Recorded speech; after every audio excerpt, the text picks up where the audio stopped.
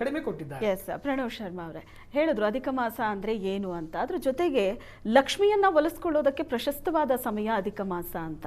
ಅಷ್ಟು ಪ್ರಶಸ್ತವಾದ ಸಮಯದಲ್ಲಿ ಶುಭ ಕಾರ್ಯಗಳನ್ನ ಮಾಡಬಾರ್ದು ಅಂತಾರಲ್ಲ, ಯಾಕೆ? ಪ್ರಶಸ್ತ್ಯವಾದ ಸಮಯ, ಒಳ್ಳೆ ಪ್ರಶ್ನೆ. ತುಂಬ ಪ್ರಶಸ್ತ್ಯವಾದ ಸಮಯ ಅಂತ ಹೇಳ್ತೀರಾ, ಆದರೆ ಶುಭ ಕಾರ್ಯ ಮಾಡಬಾರ್ದು ಯಾಕೆ ಅಂತ. ನಮ್ಮಲ್ಲಿ ನಮ್ಮ ಮನೆಯಲ್ಲಿ, ನಮ್ಮ ನಿವೇಶನದಲ್ಲಿ ಮಲಗುವಂತಹ ಒಂದು ಕೋಣೆ ಇರ್ತದೆ, ಅಡುಗೆ ಮಾಡುವಂತಹ ಒಂದು ಕೋಣೆ ಇರ್ತದೆ, ವಾಸ ಮಾಡಲಿಕ್ಕೆ ಹಾಲು ಇತ್ಯಾದಿ. ಇದರಲ್ಲಿ ಯಾವುದು ತುಂಬ ಪ್ರಶಸ್ತ್ಯ ಅಂತ ಕೇಳಿದ್ರೆ ಏನಿದಕ್ಕೆ ಉತ್ತರ ಅಂತಂದರೆ, ಎಲ್ಲದಕ್ಕೂ ಅದರದೇ ಆಗಿರುವಂತಹ ಮಹತ್ವ ಇದೆ. ಆದರೆ ಎಲ್ಲಿ ಯಾವುದನ್ನ ಏನು ಮಾಡಿದ್ರೆ ಅದಕ್ಕೆ ಹೆಚ್ಚು ಪ್ರಾಶಸ್ತ್ಯ ಬರ್ತದೋ ಅಂತ. ಹಾಗೆ ಒಳ್ಳೆಯ ಮಾಸವೇ ನಮ್ಮಲ್ಲಿ ಇರುವಂತಹ 12 ಮಾಸಗಳು ಒಳ್ಳೆಯದೇ, ಯಾವುದು ಕೆಟ್ಟ ಮಾಸಗಳು ಅನ್ನುವಂಥದ್ದಿಲ್ಲ. ಆದರೆ ಯಾವ ಮಾಸವನ್ನ ಯಾವುದಕ್ಕೆ ಉಪಯೋಗ ಮಾಡ್ಕೋಬಹುದು ಅನ್ನುವಂಥದ್ದು ನಾವಲ್ಲದೆ ಹಿಂದಿನ ನಮ್ಮ ಶಾಸ್ತ್ರಜ್ಞರು ಏನಿದ್ದಾರೆ ಅವರು ಅದಕ್ಕೆ ತೀರ್ಮಾನವನ್ನ ಕೊಟ್ಟಿರ್ತಾರೆ. ನಮ್ಮಲ್ಲಿ 15 ತಿಥಿಗಳು, ಪಾಡ್ಯದಿಂದ ಹಿಡಿದು ಪೌರ್ಣಿಮೆ ಅಥವಾ ಅಮಾವಾಸ್ಯೆ. ಅಮಾವಾಸ್ಯೆ ನಮಗೆ ಗೊತ್ತಿರುವಂಥದ್ದು ಒಳ್ಳೆಯದೇ. ಯಾವುದಕ್ಕೆ? ಪಿತೃಗಳಿಗೆ ತರ್ಪಣಾದಿಗಳನ್ನ ಮಾಡಲಿಕ್ಕೆ, ಅಥವಾ ದೇವರನ್ನ ಉಪಾಸನೆ ಮಾಡಲಿಕ್ಕೆ, ದಾನಾದಿಗಳನ್ನ ಮಾಡಲಿಕ್ಕೆ, ಮಂತ್ರಸಿದ್ಧಿ ಮಾಡಲಿಕ್ಕೆ ತುಂಬಾ ಒಳ್ಳೆ ದಿನ. ಆದರೆ ಮದುವೆಯನ್ನ ಮಾಡಲಿಕ್ಕೆ ಒಳ್ಳೇದಲ್ಲ. ಯಾವ್ದಾದ್ರು ಮಾನಸಿಕವಾಗಿ ಅಂದ್ರೆ ತೀರ್ಮಾನ ಏನಾದ್ರು ತಗೋಬೇಕು ಅಂತಂದ್ರೆ ಅಮಾವಾಸ್ಯೆ 1-2 ದಿವಸ ಇರು, ಸರಿ ಹೋಗುತ್ತೆ. ಯಾಕಂದ್ರೆ ಚಂದ್ರನಿಗೆ ಬಲ ಇರಲ್ಲ ಅಮಾವಾಸ್ಯೆಯಲ್ಲಿ, ಮನಸ್ಸಿನ ಮೇಲೆ. ಮನಶ್ಚ ಮಾತರವು ಶೀತರಶ್ಮಿ, ಚಂದ್ರ ಮನಸ್ಸಿಗೆ ಕಾರಕ ಆದ ಕಾರಣ ಇವಾಗ ಮನಸ್ಸಿಗೆ ಒಂದಷ್ಟು ವ್ಯತ್ಯಾಸಗಳಾಗ್ಬೋದು.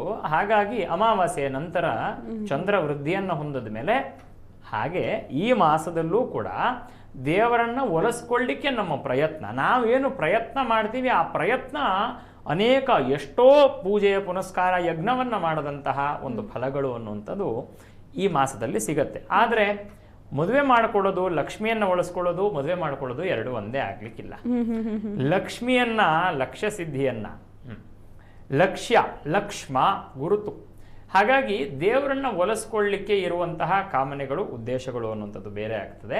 ಇನ್ನು ನನಗೆ ವಿವಾಹ ಆಗಬೇಕು ಅಥವಾ ಒಂದು ವಿವಾಹವನ್ನ ಮಾಡಬೇಕು ಅಂತಂದ್ರೆ ಯಾವ ಸಮಯದಲ್ಲಿ ಮದುವೆಯನ್ನ ಮಾಡ್ಕೋಬೇಕು, ಆ ಲಗ್ನಕ್ಕೆ ಯಾವ ಸಪ್ತಮ ಭಾವದಲ್ಲಿ ಯಾವ ಗ್ರಹಗಳಿಗೆ ಶುದ್ಧಿ, ಯಾವ ಸಪ್ತಮ ಭಾವಕ್ಕೆ ಶುದ್ಧಿ ಇರಬೇಕು, ಯಾವ ಮಾಸದಲ್ಲಿ ಮದುವೆ ಮಾಡ್ಕೊಂಡ್ರೆ ಒಳ್ಳೇದು ಅನ್ನುವಂಥ ತೀರ್ಮಾನ ಇದೆ.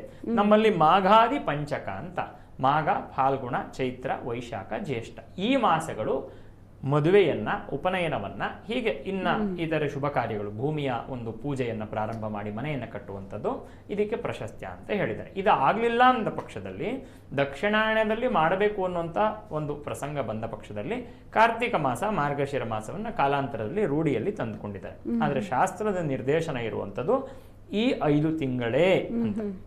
ಯಾಕೆ ಅಂತಂದ್ರೆ ಇದರಲ್ಲೂ ಕೂಡ ನಮ್ಮಲ್ಲಿ ಅದರ ಹಿಂದೆ ವೇದ ಕಾಲಕ್ಕೆ ಹೋದ್ರೆ ಉತ್ಸರ್ಜನಾ ಉಪಕರ್ಮ ಅನ್ನುವಂಥ 2 ಕಾಲಘಟ್ಟ ಬರುತ್ತೆ. ಅಂದ್ರೆ ಒಂದು ವರ್ಷದಲ್ಲಿ 6 ತಿಂಗಳು ಹೇಗೆ ಜೀವನವನ್ನು ನಡೆಸಬೇಕು, 6 ತಿಂಗಳು ಹೇಗೆ ಜೀವನವನ್ನು ನಡೆಸಬೇಕು ಅಂತ. 6 ತಿಂಗಳು ಅಧ್ಯಯನವನ್ನ ಮಾಡುವಂಥದ್ದು, 6 ತಿಂಗಳು ಅಧ್ಯಯನ ಮಾಡಿ ಇನ್ನು ಉಳಿದಂತಹ 6 ತಿಂಗಳಲ್ಲಿ ನಾವು ಅಧ್ಯಯನ ಮಾಡಿರೋದನ್ನ ಮೆಲುಕು ಹಾಕ್ತಾ ಅದನ್ನ ಉಪಯೋಗವನ್ನ ಮಾಡ್ಕೊಳ್ಳುವಂಥದ್ದು ಅಂತ. ಆದ್ರೆ ತುಂಬಾ ದೊಡ್ಡ ವಿಚಾರ ಆಗುತ್ತೆ, ಅದು ಇಲ್ಲಿಗೆ ಪ್ರಶಸ್ತಿ ಅಲ್ಲ. ಆದ್ರೆ ಒಂದೇನು ಅಂತಂದ್ರೆ 5 ತಿಂಗಳು, ಉತ್ತರಾಯಣದ ಈ 5 ತಿಂಗಳಲ್ಲಿ ಮಾತ್ರ ವಿವಾಹಾದಿ ಶುಭ ಕಾರ್ಯಗಳಿಗೆ ಹೇಳಿರುವಂಥದ್ದು. ಅಧಿಕವಾಗಿ ಬರುವಂತಹ ಮಾಸದಲ್ಲಿ ವಿವಾಹವನ್ನ ನಿಷೇಧ ಶಾಸ್ತ್ರಗಳು ಮಾಡುತ್ತೆ. ತಸ್ಮಾತ್ ಶಾಸ್ತ್ರಂ ಪ್ರಮಾಣಂತೆ ಕಾರ್ಯಕಾರ್ಯ ವ್ಯವಸ್ಥಿತವು ಅಂತ ದೇವರು ಹೇಳುವಂತ ರೀತಿಯಲ್ಲಿ ಶಾಸ್ತ್ರದ ಮೇಲೆ ನಂಬಿಕೆ ಇರುವರು, ಅಂದ್ರೆ ಈ ಮದುವೆ ಅನ್ನುವಂಥದ್ದು ಯಾವ ಸಮಯದಲ್ಲಿ ಮಾಡ್ಕೋತೀವಿ, ಯಾವ ಜಾತಕ ಅಂದ್ರೆ ಯಾವ ಜಾತಕದ ಹೊಂದಾಣಿಕೆಯಲ್ಲಿ ಮದುವೆ ಮಾಡ್ಕೋತೀವಿ, ಇದರ ಮೇಲೆ ನಮ್ಮ ಮುಂದಿನ ಜೀವನ ನಿಂತಿರುತ್ತೆ ಅಂತ ಯಾರು ನಂಬ್ತಾರೆ ಅಂತವರು ಇದನ್ನು ನಂಬೇಕಾಗತ್ತೆ. ಏನು ಅಂತಂದ್ರೆ ಈ ಸಮಯದಲ್ಲಿ ಮದುವೆ ಉಪನಯನಾದಿಗಳಿಗೆ ಶ್ರೇಯಸ್ಸು ಕೊಡುವಂತದ್ದಲ್ಲ. ಒಂದ್ ವೇಳೆ ನಂಬಲಿಲ್ಲ ಅಂದ್ರೆ ಗುರುಗಳೇ, ನಂಬುದೇನೆ ಆ ಸಂದರ್ಭದಲ್ಲಿ ಗೃಹ ಪ್ರವೇಶ ಮಾಡೋದು, ಮದುವೆ ಮಾಡೋದು, ನಂಬಲಿಲ್ಲ ಅನ್ನುವಂಥದ್ದು ಪಕ್ಷ ಎಷ್ಟೊಂದ್ ಸತಿ ಏನಾಗತ್ತೆ ಅಂತಂದ್ರೆ ಸಮಸ್ಯೆ ಯಾರಿಗೂ ಬರಲಿ ಅಂತಲ್ಲ, ಅಥವಾ ಇದರಿಂದ ಮಾತ್ರ ಸಮಸ್ಯೆ ಬರುತ್ತೆ ಅಂತ ತೀರ್ಮಾನ ಹೇಳಲಿಕ್ಕೆ ಆಗಲ್ಲ. ಆದ್ರೆ ರೋಡಲ್ಲಿ ಒಂದು ಸೈನ್ ಬೋರ್ಡ್ ಇರ್ತದೆ, ರೋಡಲ್ಲಿ ಹೋಗ್ತಾ ಇರ್ಬೇಕಾದ್ರೆ ಮುಂದೆ ಒಂದು ಹಂಪ್ ಇದೆ, ದೊಡ್ಡದಾಗಿರುವಂತ ಒಂದು ಹಂಪ್ ಇದೆ, ಹಾಗಾಗಿ ನಿಧಾನಕ್ಕೆ ಹೋಗಿ ಅಂತ ಒಂದು ಎಚ್ಚರಿಕೆ ಇರ್ತದೆ. ಕೆಲವರಿಗೆ ಅವರ ಅದೃಷ್ಟ ಚೆನ್ನಾಗಿತ್ತು ಅಂತಂದ್ರೆ ಜೋರಾಗಿ ಹೋಗಿ ಹಂಪಿನ ಮೇಲೆ ಗಾಡಿಯನ್ನ ಹಾರಿಸಿದ್ರು ಕೂಡ ಬ್ಯಾಲೆನ್ಸ್ ಸಿಗಬಹುದು. ಕೆಲವರಿಗೆ ಏನಾಗತ್ತೆ ಅಂತಂದ್ರೆ ಗಾಡಿಯಲ್ಲಿರೋ ಫಾಲ್ಟೋ ಅಥವಾ ಅವರಿಗೆ ಕಂಟ್ರೋಲ್ ಮಾಡಕ್ಕೆ ಬರದೇ ಇರುವಂತಹ ಫಾಲ್ಟೋ, ಇದರಿಂದ ಏನಾಗತ್ತೆ ಬಿದ್ದು ಕೈಕಾಲು ಮುರಿಯುವಂತ ಸಾಧ್ಯತೆ ಇರುತ್ತೆ. ಹಾಗಾಗಿ ನೋಡಿ ಜೀವನದಲ್ಲಿ ಈಗ ನನ್ನ ಮುಂದಿನ ಜೀವನ ಅನ್ನುವಂಥದ್ದು ಯಾವ್ದ್ರ ಮೇಲೆ ನಿಂತಿರುತ್ತೆ ಅಂತಂದ್ರೆ ಇವತ್ತು ನಾನು ಏನೇನನ್ನ ಮಾಡ್ತೀನಿ, ನನ್ನ ಇವತ್ತಿನ ಒಂದು ಕ್ರಿಯೆ ಏನಿದೆ ಅದರ ಮೇಲೆ ನನಗೆ ಜೀವನ ಮುಂದೆ ಪ್ರತಿಕ್ರಿಯೆ ಏನ್ ಕೊಡುತ್ತೆ ಅನ್ನೋಂಥದ್ದು ನಿರ್ಧಾರ ಆಗಿರುತ್ತೆ. ಹಾಗಾಗಿ ಒಂದು ವೈವಾಹಿಕ ಜೀವನ ಚೆನ್ನಾಗಿ ನಿಂತ್ಕೋಬೇಕು ಅಂತಂದ್ರೆ ಕೇವಲ ಮನಸ್ಸು ಮಾತ್ರ ಹೊಂದ್ಕೊಳ್ಳುವಂಥದ್ದು ಮಾತ್ರ ಅಲ್ಲ, ಇನ್ನೂ ಅನೇಕ ವಿಚಾರಗಳು ಇನ್ನೇ ದ್ವಾದಶ ಕೂಟಗಳಾಗಿ ಜ್ಯೋತಿಷ ಶಾಸ್ತ್ರದಲ್ಲಿ ಹೇಳ್ತಾರೆ.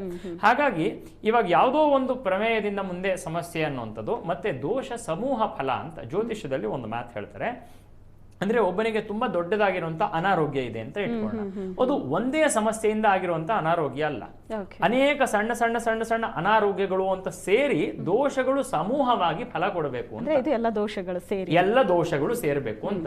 ಅದರಲ್ಲಿ ನಾವು ಹೇಗೆ ಯೋಚನೆ ಮಾಡ್ತೀವಿ, ಎಲ್ಲಿ ಆಗತ್ತೋ ಅಲ್ಲಿ ಚೆನ್ನಾಗಿ ಇಟ್ಕೊಂಡ್ರೆ, ಯಾವ್ದಾಗತ್ತೋ ಅದು ದೋಷ ಇಲ್ಲದೆ ಇರೋ ತರ ಅಂತ ಇಟ್ಕೊಂಡಿದ್ದು ಆದ್ರೆ ದೋಷಗಳು ಸಮೂಹ ಆಗಲ್ಲ ಅಂತ. ಒಟ್ಟಾರೆ 10 ಜನ ಇದ್ರೆ ನಮ್ಮನ್ನ ಅಟ್ಯಾಕ್ ಮಾಡ್ಬೋದು, ಒಬ್ಬರೇ ಇದ್ರು ಅಂತಂದ್ರೆ ಅಟ್ಯಾಕ್ ಮಾಡ್ಲಿಕ್ಕೆ ಆಗಲ್ಲ. ಹಾಗೆ ಜಾತಕದಲ್ಲೂ ಚೆನ್ನಾಗಿಲ್ದೇ ಇರುವಂತಹ ದಶಾಭುಕ್ತಿ ಇತ್ತು, ಅದರ ಜೊತೆಗೆ ಅವರಿಗೆ ಇರುವಂತಹ ಒಂದು ಯಾರನ್ನ ಮದುವೆ ಮಾಡ್ಕೊಂಡಿರ್ತಾರೋ ಅವ್ರಿಗೂ ಚೆನ್ನಾಗಿಲ್ದೇ ಇರುವಂತಹ ದಶಾಭುಕ್ತಿ ಇತ್ತು, ಚೆನ್ನಾಗಿಲ್ದೇ ಇರುವಂತಹ ಮುಹೂರ್ತ ಇತ್ತು, ಅದ್ರ ಜೊತೆಗೆ ಚೆನ್ನಾಗಿಲ್ದೇ ಇರುವಂತಹ ಮಾಸ ಇತ್ತು, ಇದೆಲ್ಲ ಸೇರಿತು ಅಂತಂದ್ರೆ ಇದರ ಜೊತೆಗೆ ಅವರ ಪ್ರಾರಬ್ಧ ಕರ್ಮವೂ ಕೂಡ ಇದಕ್ಕೆ ಪೂರಕವಾಗಿತ್ತು ಅಂತಂದ್ರೆ ದೋಷಗಳೆಲ್ಲ ಸಮೂಹವಾಗಿ ಫಲ ಕೊಡುತ್ತದೆ ಅಂತ. ಹಾಗಾಗಿ ಇದು ಅದರಲ್ಲಿ ಒಂದು ದೋಷ ಕೊಡುವಂತದ್ದೇ, ಆದ್ರೆ ಇದು ಒಂದೇ ದೋಷವನ್ನ ಕೊಡತ್ತೆ ಅಂತ ಹೇಳಲಿಕ್ಕಾಗಲ್ಲ. ಶಾಸ್ತ್ರ ನಿರ್ದೇಶನ ಮಾಡಿದೆ, ಶಾಸ್ತ್ರವನ್ನ ಅನುಸರಿಸಿ ನಡಿಬೇಕು, ಶಾಸನಾತಿಥಿ ಶಾಸ್ತ್ರ, ಶಾಸನ ಮಾಡಿ ಹೇಳುವಂಥದ್ದು ಶಾಸ್ತ್ರ. ಹಾಗಾಗಿ ಅದರ ಮೇಲೆ ಒಂದು ಗೌರವವನ್ನು ಇಟ್ಟು ಮಾಡುವಂಥದ್ದು ಓಕೆ. ಶಾಸ್ತ್ರ ಹೀಗೆ ಅಂತ ಹೇಳುತ್ತೆ, ಕೇಳೋದು ಬಿಡೋದು ಅವ್ರಿಗೆ ಬಿಟ್ಟಿದ್ದು ಅಂತ.